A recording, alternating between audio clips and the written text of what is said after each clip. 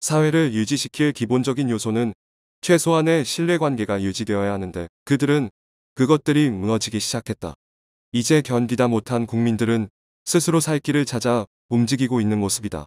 안녕하세요. 최근 세계 경제가 한치 앞을 알 수 없는 혼돈의 상황으로 흘러가고 있습니다.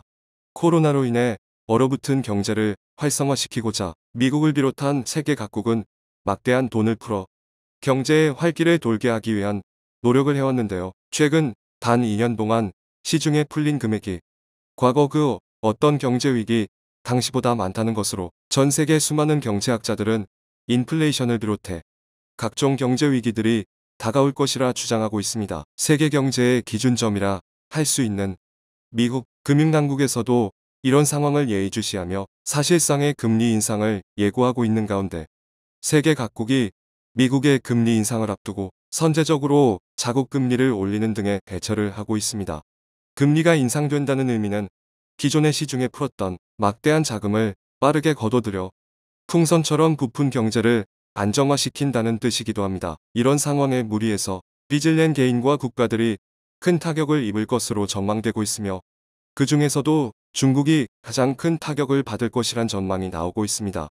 중국 경제는 그동안 급격한 성장을 하며 중국 정부가 가진 경제력은 물론이고 중국이 쌓아올린 것들이 쉽게 무너지지 않을 것처럼 보였지만 한 가지의 약점이 있었습니다. 중국이 쌓아올린 것들이 쉽게 무너지지 않을 것처럼 보였지만 한 가지의 약점이 있었습니다. 돌려받지 못하게 될 가능성이 높아지고 있는 것입니다. 최근 중국에게 수십조 원씩 지원을 받아 고속도로와 고속철도, 무역 항만과 같은 인프라 산업을 구축하던 국가들이 경제난과 더불어 글로벌 금리 인상을 견디지 못하고 속속 파산하고 있습니다. 2022년 새해가 시작된 지 일주일째 되는 날 동남아시아 국가인 스리랑카의 라자팍사 대통령은 중국 왕이 외교부장에게 부채 상환 재조정을 요청했습니다. 2022년 올해 갚아야 할 부채가 4조 원에 달하지만 스리랑카의 외환 보유금액은 1조 4천억 원 수준으로 가지고 있는 외화를 다 모아도 중국에 갚아야 할 돈이 부족하다는 것입니다. 그런데 문제는 이뿐만이 아닙니다. 앞서 말한 부채 4조 원은 올해 2022년 안에 갚아야 하는 돈이며 향후 2040년까지 스리랑카가 갚아야 하는 부채는 공식적으로 30조 원이 넘어갈 것으로 전망되기 때문에 미래 스리랑카의 경제가 매우 어려울 것으로 전망되고 있습니다. 특히 스리랑카가 가지고 있는 부채의 대부분은 중국에서부터 빌린 것으로 스리랑카 대통령은 자국을 방문한 왕이 외교부장에게 코로나로 인해 국가 경제가 위태로운 상황이라 말하며 부채 상환의 재조정 협상을 하자고 언급했습니다. 별다른 제조업 기반이 없는 스리랑카는 여행과 관광 산업에 크게 의존하고 있었지만 코로나 이후로 해외 관광객이 뚝 끊기며 전례 없던 경제적 위기 상황을 맞이하고 있습니다. 이런 스리랑카에 중국은 1대1로 정책의 일환으로 자동차 전용 도로와 공항 건설 및 항구 건설을 지원하며 수십조 원 규모의 차관을 제공한 것으로 알려졌습니다. 하지만 경제적 사정이 좋지 못한 스리랑카는 중국으로부터 인프라 건설을 얻어내긴 했지만 경제적 사정이 좋지 못한 스리랑카는 중국으로부터 인프라 건설을 얻어내긴 했지만 중국에게 돈을 갚지 못해 항만의 운영권을 99년 동안 중국에 넘기기도 했을 정도로 국가 경제가 어려운 상황입니다. 많은 서방 국가들이 중국의 1대1로 사업으로 동남아시아, 아프리카 국가 등 경제적 사정이 좋지 않은 국가들이 중국의 영향력에 종속될 것을 우려하며 경고했음에도 큰 소용이 없었으며 중국은 급상승한 자국의 영향력과 더불어 2035년 세계 경제 1위의 목표 달성에 맞추어 국제적인 영향력을 넓혀가고자 1대1로 프로젝트를 마구잡이로 넓혀갔습니다. 전 세계를 대상으로 한 1대1로 프로젝트에 어느 정도 자금이 투입되었는지 정확하게 보고되지 않았으나 중국 언론들은 대략 수백조 원에서 1000조 원 이상이 될 것으로 추산하고 있습니다. 그런데 최근 스리랑카의 경제적 위기를 시작으로 중국에게 지원을 받은 대다수의 국가들의 국가 채무가 기하급수적으로 늘어나며 경제적으로 매우 불안정한 상황이고 이에 중국에게 빌린 돈을 갚지 못할 것이라는 경제 전문가들의 주장이 이어지고 있습니다. 일례로 1대1로 참여국인 아프리카 탄자니아 대통령은 과거 중국에게 100억 달러가 넘는 돈을 빌린 뒤 항구를 건설하였지만 이를 갚지 못할 경우 항구의 사용권은 중국이 99년 동안 가진다는 계약서를 공개하며 말도 안 되는 계약이라 주장한 뒤 중국에게 빌린 100억 달러의 돈을 갚지 않겠다고 공개적으로 발표한 적이 있습니다. 이 밖에도 1대1로 사업에 가장 적극적이던 파키스탄이 중국에게 빌린 돈을 갚지 못하며 국제통화기금 IMF로부터 돈을 빌려달라 요청하는 구제금융 신청을 내기도 했습니다. 이 밖에도 중국과 인접한 동남아시아 국가인 라오스 또한 막대한 국가부채가 생겼으며 부채 중 80% 이상이 중국과 1대1로 사업을 진행한 결과라는 분석 결과가 나왔습니다. 현재 중국과 1대1로 사업을 진행하다 국가 경제가 파산으로 가고 있는 국가는 위에 언급한 스리랑카, 파키스탄, 라오스 말고도 케냐, 에티오피아, 몰디브와 키르기스스탄 등등 셀 수 없을 정도로 많습니다. 중국은 이들 국가가 돈을 갚지 못하면 항구의 운영권이나 도로 및 철도의 운영권을 넘겨받을 것으로 기대하고 있지만 여기엔 매우 커다란 문제가 있습니다. 중국의 자본으로 건설한 항구나 철도, 도로가 제대로 된 사업성 검토를 마치고 건설했다면 막대한 경제적 이익을 가져다 주었을 테지만 수요 측을 비롯한 사업성 평가도 제대로 거치지 않고 지은 것이 대부분이기에 이용하는 고객이 많지 않으며 거기서 나오는 경제적 이익도 별로 없다는 것입니다. 일례로 에티오피아의 경우 중국의 자본으로 700km 길이의 철도를 건설했지만 예상했던 이용률의 50분의 1 수준을 기록하며 전혀 수익을 내지 못하고 적자가 쌓여가고 있습니다. 즉, 이런 인프라 시설의 경우 중국이 운영권을 가져간다고 해도 제대로 된 수익을 내기 힘들며 오히려 시설을 유지 관리하는데 더 많은 돈이 들어가기에 경영권을 넘겨받은 중국이 대신 적자를 메꿔야 하는 구조가 될 수밖에 없는 상황입니다. 따라서 중국은 현재 수백, 수천조 원의 돈도 받지 못하게 생긴 데다가 적자만 나는 인프라 시설을 더한 게 생긴 상황입니다. 이에 경제 전문가들은 1대1로에 참여한 국가들이 처음부터 중국에게 돈을 갚을 생각이 없었다는 주장을 펼치고 있습니다.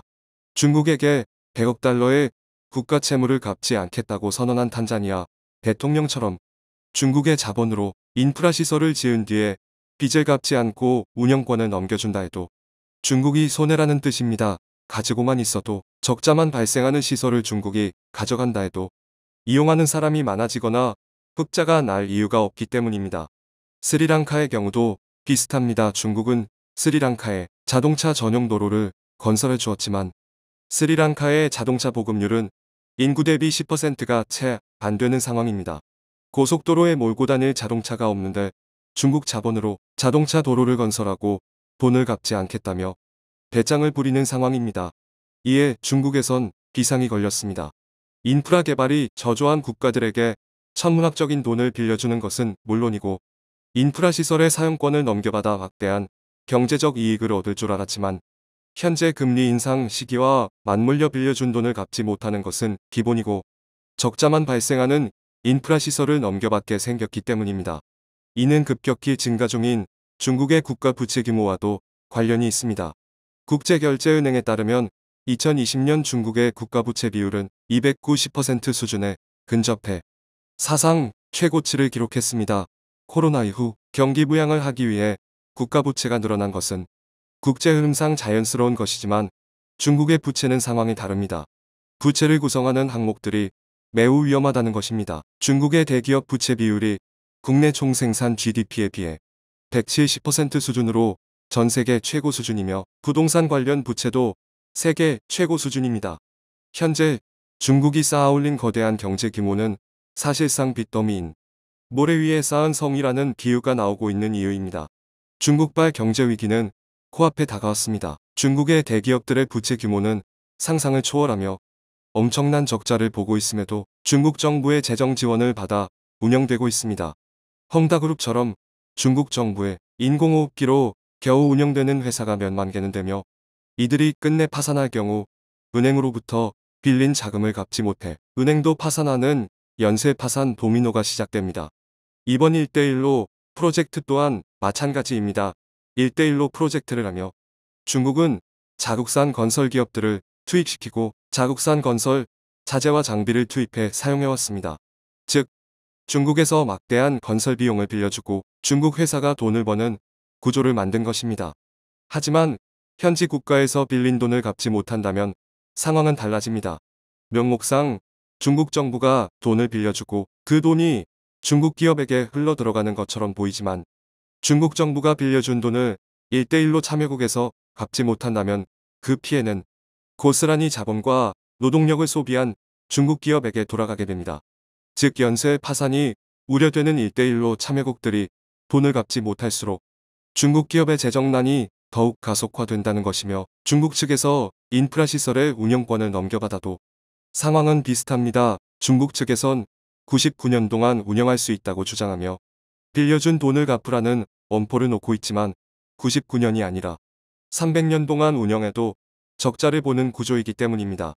믿었던 동맹국들의 배신도 이어지고 있습니다. 대표적인 친중 국가로 분류될 정도로 1대1로 사업에 적극적이었던 파키스탄과 네팔, 미얀마 등이 한순간에 중국 1대1로 프로젝트에서 발을 빼고 있다는 소식입니다.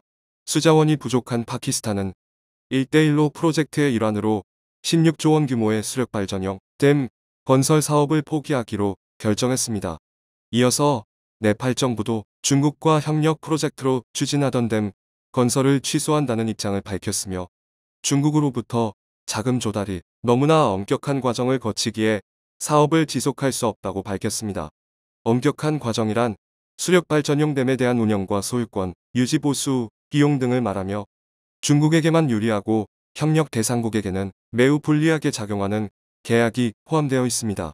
파키스탄은 100조 원 이상의 1대1로 프로젝트를 중국에게 맡기다가 국가가 파산 직전에 놓였으며 군사 전략적 요충지인 과다르 항구를 중국에게 40년가량 임대하는 것을 허용하고 중국 해군의 군함도 머물 수 있도록 허용했지만 최근 양국의 사이가 급격하게 안 좋아지며 상당수 협력이 취소될 위기에 놓였습니다. 파키스탄에서 중국의 영향력이 주춤하는 사이에 한국이 그 틈새를 파고들고 있습니다. 중국과 계약을 취소한 파키스탄은 한국과 계약을 통해 500메가와트 규모의 수력발전소를 건설하는데 사인을 했습니다. 2026년 완공 예정인 해당 수력발전용 댐은 파키스탄 국영전력회사와 전력 판매 계약을 통해 30년 동안 안정적인 수익을 낼 것으로 보입니다. 한국과 성공적인 계약을 마무리한 파키스탄 측은 추가로 470메가와트, 215메가와트급 수력발전용 댐 2곳을 추가로 건설해달라는 요청을 해왔으며 한국도 적극적인 참가 의사를 밝혔습니다. 해당 사업 규모는 대략 17억 달러 규모로 대형 프로젝트인 것으로 알려졌습니다. 중국의 1대1로 갑질에 질린 파키스탄을 시작으로 한국의 인프라 건설 산업이 전 세계로 진출할 수 있을지 주목되는 순간입니다. 청중의 일부 의견. 베트콩이나 나이지리아 같이 대한민국 등에 칼 꽂는 나라가 많았지. 뭐 되갚기까지 할 필요는 없지만 투자에는 제외시키는 게 나을 듯. 중국과 협력하여 성공한 나라 있으면 나와보라고 해. 1대1로는 중국과 1로 사업했다가는 쪽박 찬다는 의미이다. 중국 경제가 큰 타격을 받은 우리나라에게도 큰 영향을 끼친다. 그런데도 원한다 한번 거꾸러지고 박살나는 거 보고 잡다. 중국과 일본이 폭망하는 거. 근데 사실 중국이 최근 하는 짓들이 과거에 미국이 하던 짓이다. 문제는 중국은 미국이 아니라는 거다. 미국은 그 자체로 사기 수준의 국가라. 중국이 미국처럼 될 거란 건 중국의 큰 착각이란 거다. 중국은 인프라 건설의 자재는 중국에서 생산한 자재와 중국 인력이 투입되었으므로 중국은 손해가 없다고 사료됨. 즉 1대1로 참여한 국가는 빚을 갚지 않아도 문제가 없음. 시청해주셔서 감사합니다.